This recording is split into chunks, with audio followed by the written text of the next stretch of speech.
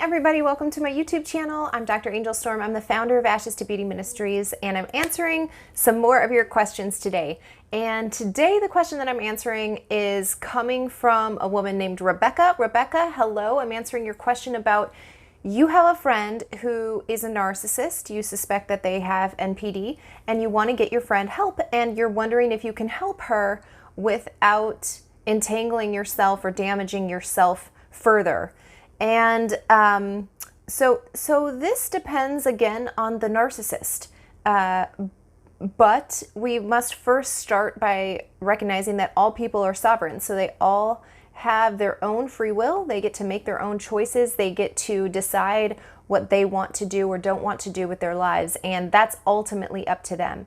And so when you recognize that somebody may have narcissistic tendencies, again, I always teach people to not try to diagnose other people with narcissistic personality disorder or any other type of disorder. Don't try to diagnose them, but pay attention to the red flags, the warning signs that they are sending you, that they have narcissistic tendencies, that they have narcissistic traits.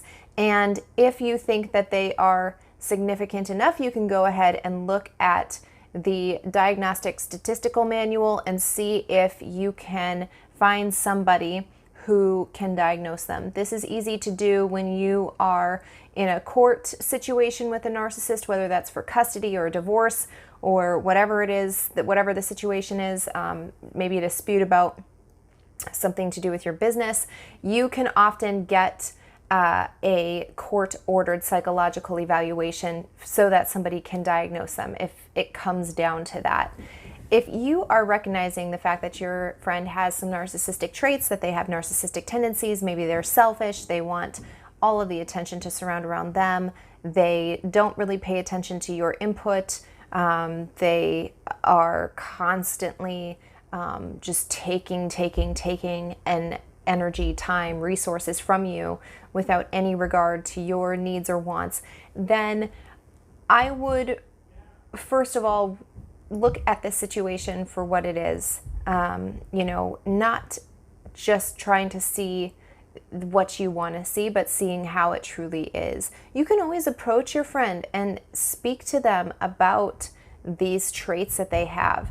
I have a video that's called The Difference Between a Jerk and a Narcissist, and you're going to tell really quickly if you are dealing with a jerk or a narcissist by bringing this up to somebody. So a jerk is just simply not self-aware. They're just not evolved enough to recognize the fact that their behaviors are selfish, that they're doing behaviors that are damaging or hurting other people.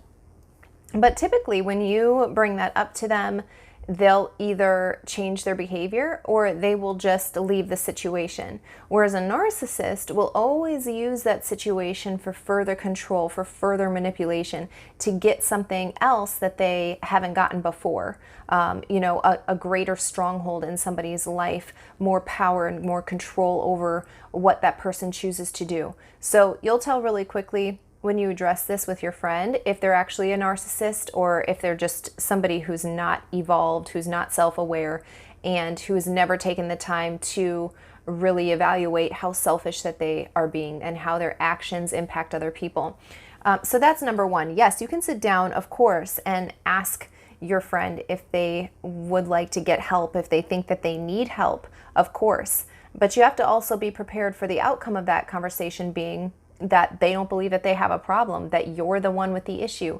Remember, narcissists are super good at manipulation and turning any situation back onto you, where you'll end up being the one apologizing to the narcissist, even though the narcissist was the one who did something to you, and that's the reason that you're even having the conversation and addressing their behaviors in the first place. They will always find a way to turn that conversation back onto you and to make you feel like you're the one to blame. And again, this has to do with a greater hold, a greater level of control over you. You're going to think twice about bringing up that subject again with the narcissist. You're going to think twice about trying to kind of fix the situation and find an equitable outcome. You're more likely to just go along with whatever they say because you don't want to deal with the fight, you don't want to deal with the put downs, the letdowns, just the non-resolved situation, and you already feel like you're going to know how that comes out, so you'll be less likely to stand up for yourself, less likely to try to pursue a different solution for this. So I think it's fine if you want to sit down and speak with your friend about, you know, the fact that they need help and whatever, but at the end of the day, you also have to be prepared for the fact that your friend may tell you that you're the one with the issue. And so how are you going to handle that? You know, always having a plan before you go into these types of conversations is really important. And not just the initial reaction. Maybe for you it's fine and you can just say like, okay, you know, well, thanks for having this conversation with me, and leave the situation. But what about the second and third order effects? So what happens then with the relationship? To you, is that a boundary that has been, that can no longer be shared between you? Can you no longer share trust with this person, knowing that they're going to continue to do their behaviors that are damaging you and potentially damaging the friendship and the other relationships that you have? So what is going to be your decision at the outcome of that? Are you willing to say, we're going to be acquaintances and I can see you every now and then when we're in a group with friends? Or are you going to say, I just can't be friends with you anymore? And so really having these kinds of things worked out in your own heart, I call these making predetermined choices. It's really important before you go into these kinds of conversations, because if you go in expecting one outcome and just one outcome, which is that they say, of course I need help, I'm happy to go, you know, how do I sign up? Who do I go talk to? Anything like that. If you expect them to have that reaction and you don't get that reaction, your tendency may be to push them further, to push them harder, to try to get them to do what you want them to do. And again, I talk a lot about how people who have become victims of narcissistic abuse tend to adopt some of the traits of the narcissist, such as control and manipulation, and thinking that your way is the only correct way. And when you don't get your way, you just keep hounding the person over and over. And that is still control. That's still manipulation. That is still something that you need to let go of and give up. So if you have resolved it in yourself to let them make their own decision, and you acknowledge that they too are a sovereign person, that they get to make their own choice, then you need to decide from that standpoint what is best for you.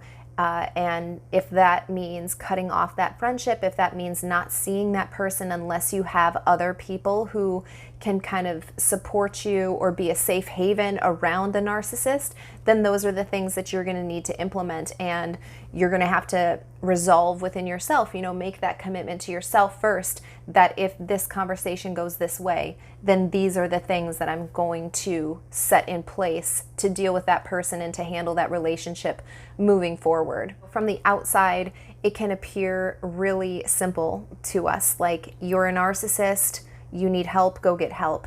But remember that that's the way that your brain thinks. That's the way that you work. And the narcissist doesn't work that way.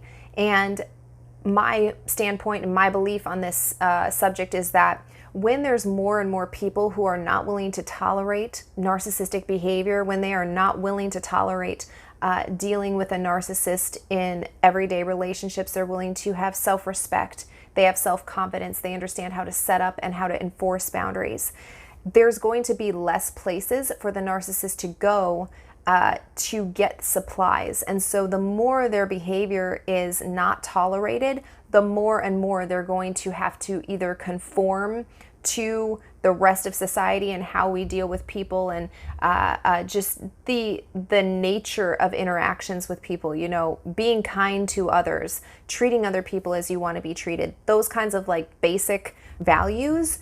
The more that we set up and establish those boundaries and narcissists can't penetrate those boundaries, the more that they are going to have to either conform, or they're going to have very limited places where they can go for supply. And by kind of narrowing it down to where they can go to access the supply, the more that we can do to educate that specific type of population. Because right now, narcissists are everywhere. They are literally in every sphere, in every socioeconomic status. They are affecting every age group, every gender. It doesn't matter who you are, where you are. the chances of you running into a narcissist are pretty high.